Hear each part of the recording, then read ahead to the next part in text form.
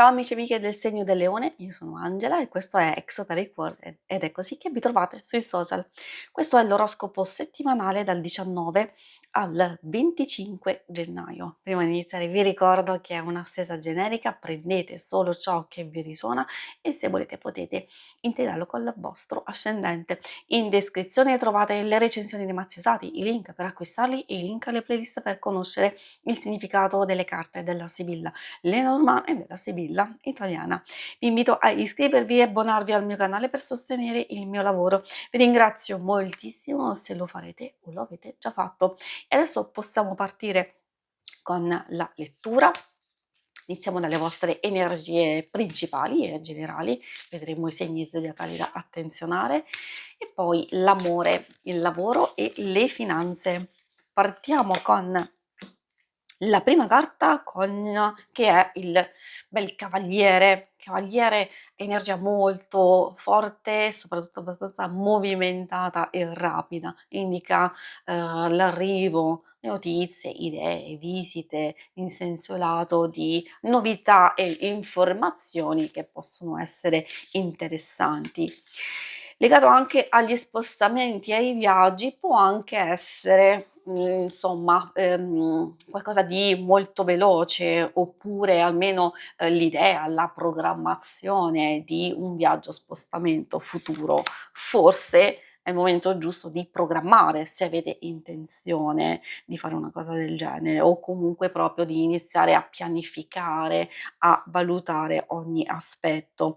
Può essere anche una proposta appunto che vi arriva. Si vedono queste varie novità che possono essere interessanti. A ribadire questo concetto di informazione, anche di idea, comunicazione e novità, arrivano i nostri uccelli, che appunto è proprio la carta per eccellenza della comunicazione. Tutti i tipi di comunicazione, telefonate, messaggi, email, messaggini, social, eccetera.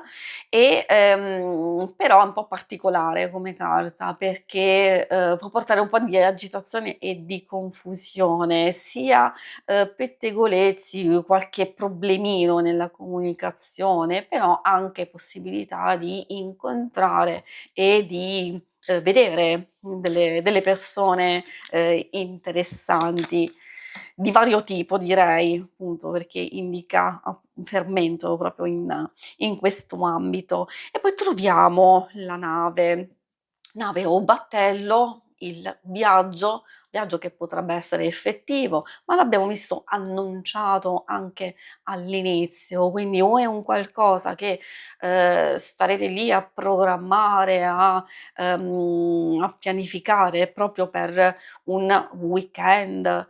Per alcuni potrebbe essere anche qualcosa a livello lavorativo, perché no, perché capita proprio in quell'ambito, in quel settore. Per altri potrebbe essere per diletto, insomma per vari aspetti, magari anche a staccare dal lavoro. Dipende, quindi che sia per lavoro o per altre motivazioni, comunque è positiva, perché è una nuova avventura, perché indica un cambiamento interessante e stimolante, anche una carta di miglioramento per possibili guadagni o, come abbiamo visto, anche per alcune cose che vi possono coinvolgere emotivamente, interiormente. Per alcuni anche spiritualmente? Direi di sì. I segni zodiacali da attenzionare nella vostra settimana sono i segni di aria, gemelli, bilancia e acquario, e anche quelli di acqua, cancro, scorpione e pesci. E adesso andiamo a vedere insieme l'ambito amore.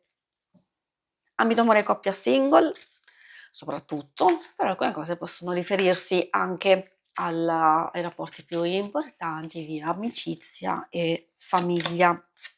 Troviamo il Giacinto, molto particolare come messaggio, tendenzialmente positivo, perché parla di spensieratezza, di gioco, di disinvoltura, un qualcosa di positivo comunque, che si muove per il verso giusto, diciamo così. Poi la stella alpina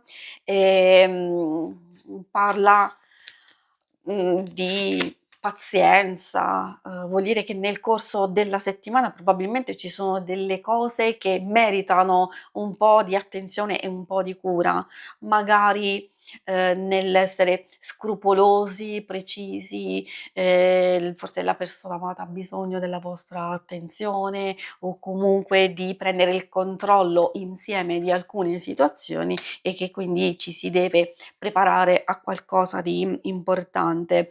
Bella la pratolina perché ci indica una svolta che potrebbe essere decisiva, forse per scelte, future importanti da fare insieme, diciamo ovviamente, e però è anche bella e positiva perché parla proprio di intensità, di amore, di, atteggiamenti che sono comunque belli, costruttivi.